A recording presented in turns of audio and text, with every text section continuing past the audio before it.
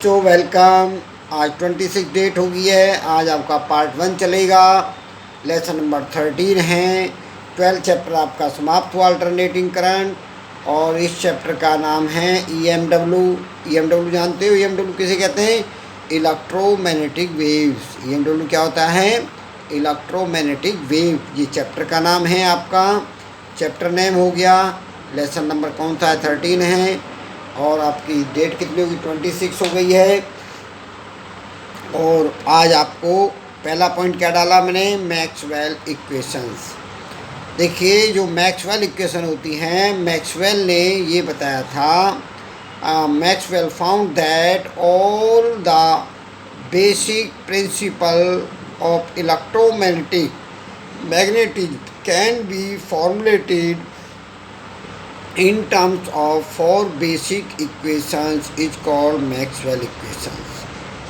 Okay, तो क्या बताया? मैक्सवेल ने ये बताया कि जो हमारी फंडामेंटल प्रिंसिपल हैं इलेक्ट्रोमैग्नेटिक वेव के, फंडामेंटल प्रिंसिपलों को हमने फॉर्मुलेटेड किया है 4 इक्वेशन के रूप में, जिनको हम मैक्सवेल इक्वेशन कहते हैं।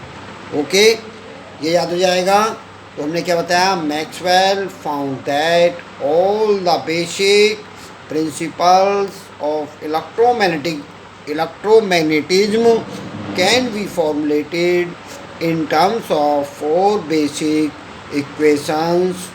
Equations called Maxwell equations. Okay, ये मैक्सवेल इक्वेशन मैंने आपको बताई। ये मैक्सवेल इक्वेशन कितनी होती हैं? 4 होती हैं। 4 बेसिक मैक्सवेल इक्वेशन। ये मैंने आपको हेडिंग बता दिया। और ये कितनी इक्वेशन होती हैं? 4 होती हैं।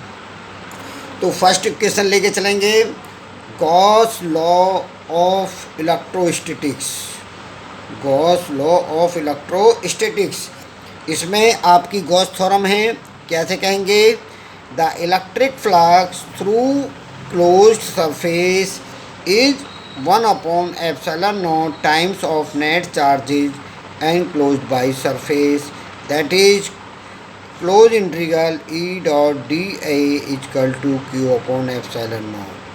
This is the Gauss theorem of the electrostatics. Okay, ये पहला है। गॉस थ्योरम आपने पढ़ रखी है, याद भी होगी। ये फर्स्ट इक्वेशन होती है मैक्सवेल की। फर्स्ट इक्वेशन क्या बताई? Close integral E dot D equal to Q upon epsilon naught. Language कैसे बोलेंगे? The electric flux through close surface, electric flux through close surface is 1/epsilon naught times the net charge enclosed by surface. ये इसकी language होगी। Close integral E dot D A vector equal to Q open epsilon naught. क्योंकि ये scalar quantity है। Scalar quantity किसको show करती है? Electric flux को शो करती है। तो हमने क्या लिखा है इसमें? इलेक्ट्रिक फ्लक्स कहाँ से पास होता है? क्लोज सरफेस से। और किसके बराबर होता है? 1/epsilon naught times of net charge के बराबर होता है। किस और कैसी सरफेस होनी चाहिए? एनक्लोज सरफेस होनी चाहिए। ओके, अब देखिए, ये तो मैक्सवेल की फर्स्ट इक्वेशन हो गई। अब चलते हैं मैक्सवेल सेकंड इक्वेशन, जिसका दूसरा नाम है गॉस लॉ ऑफ मैग्नेटिज्म। क्या नाम है? Gauss law of magnetism. इसमें क्या होता है? The magnetic flux through only close surface is always zero. Magnetic flux through any closed surface, magnetic flux through any closed surface is always zero. इसको हम mathematical form में कैसे लिखेंगे? Close integral B dot D A equal to 0। Close integral B dot D A equal to 0। ये second equation हो गई Maxwell की। Okay, now third equation का नाम क्या है? Faraday law. क्या है? Faraday law of EMI। EMI मान जानते हो? Electromagnetic induction. इलेक्ट्रोमैग्नेटिक इंडक्शन के फैराडे के लॉ है। अब इसमें क्या होता है? आप ये तो आपने पढ़ रखा है। क्या पढ़ा है? The induced EMF setup in a closed circuit is is equal to rate of change of magnetic flux linked with closed circuit. Okay, now closed integral B dot dl is equal to minus d phi b upon dt. d phi b upon dt क्या कहलाती है इसके? The rate of change of magnetic flux, rate of change of magnetic flux with linked with close circuit. किससे connect होती है? Linked with close surface. और ये close integral E dot d L को क्या शो करता है? ये करता है इंड्यूज ईएमएफ. किसको शो करता है? इंड्यूज ईएमएफ को शो करता है. इसे कहेंगे induced EMF. Induced EMF set up close circuit, close circuit में सेटअप होता है ये, और ये minus d phi B upon d t के बराबर होता है. इसे याद कर लेंगे आप. तो क्या बताया? The induced EMF set up in close circuit is equal to rate of change of magnetic flux linked with close circuit, that is B dot dl is equal to minus d phi b upon dt. This is the third equation of Maxwell. Okay. अब देखेंगे fourth, modified ampere circuit law. Modified Ampere law भी कह सकते हैं. क्या कहते हैं? Modified Ampere law या एम्पियर सर्किट लॉ, दूसरा नाम इसका ये है. ये फोर्थ इक्वेशन है. मैक्सवेल कौन सी इक्वेशन है? फोर्थ. तो फोर्थ इक्वेशन का नाम बताएंगे. क्या बताएंगे? Modified Ampere law. अब देखिए इसमें क्या है?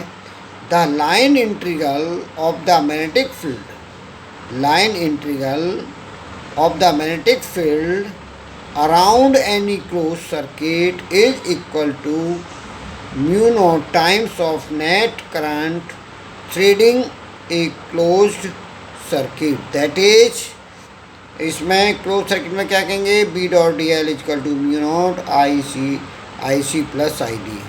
ये कौन सा होता है? वेक्टर फॉर्म में होती हैं, और ये स्केलर क्वांटिटी है. कैसी क्वांटिटी है? स्केलर क्वांटिटी है. तो इसको क्या पढ़ते हैं? The line integral of magnetic field around any close circuit, around any close circuit is equal to mu naught times of net charge, net current threading close circuit, threading close circuit. ये मैंने आपको करा दिया. इसे आप अच्छी तरह तैयार करेंगे, इसको याद करेंगे, 2-3 बार पढ़ के देखेंगे और याद करेंगे. मैक्सवेल इक्वेशन 4 हैं, फोरों आपको बता दी हैं. पहली कौन सी बताई हमने? Gauss theorem of electrostatics. फिर कौन सी बताई? Gauss theorem of magnetism. Third बताई electromagnetic induction by Faraday law. और इसमें फोर्थ बताई एम्पियर सर्किट लॉ. तो कितनी हो गई? 4. इनको क्या कहते हैं? Maxwell equations. क्या बोलते हैं? Maxwell equation. आपको याद हो गई. इन्हें अच्छी तरह याद करना है, यही याद करने हैं, यही लिख के लाने हैं. यही आपके लिए होमवर्क है. अब मैं बताता हूँ होमवर्क में क्या लिखेंगे. होमवर्क में लिखेंगे लर्न करेंगे मैक्सवेल इक्वेशन, मैक्सवेल इक्वेशन. क्या लर्न करके आनी है? Maxwell equation. भाई ये काम दिया है मैंने आपको आज. और जो पिछला लेसन है, लेसन 12 को, लेसन नंबर 12 को कंप्लीट करो. लेसन नंबर 12 को क्या करेंगे? कंप्लीट करेंगे. और इसे आपको याद करना है. लेसन नंबर 12 को आपको कंप्लीट करके लाना है. ये 12वां लेसन करा दिया, पूरा कंप्लीट हो गया. अब 30 लेसन मैंने आपको शुरू किया है, इसे आपको तैयार करना है. मैं समझता हूँ सब बच्चे इसे अच्छी तरह से तैयार कर लेंगे, याद कर लेंगे. ओके. और एक बात ध्यान रखना है, जो मैंने आपको टॉपिक पढ़ा रहा हूँ इसे आप कमांड्स लिख के डालेंगे. इसको पढ़ के डालेंगे, इसे मेरे फ़ोन पर बताएंगे आपकी समझ में कितना आया है, कितना आपने रिपीट किया है, कितनी बार पढ़कर देखा है, कितना फेयर वर्क कर लिया है, कौन सा कार्य नहीं किया, ये सब आपको बताना है। ठीक है, ओके।